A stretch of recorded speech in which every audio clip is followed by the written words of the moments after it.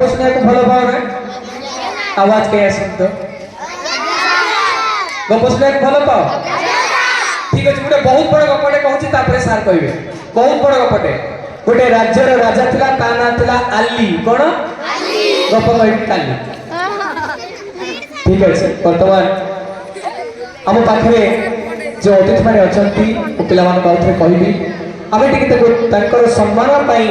आमे समस्त निरवतार सहित सारंग कथा को मानिबा एवं सुनिबा सेमानकर उपदेश को हम जीवन रे कार्य लगेले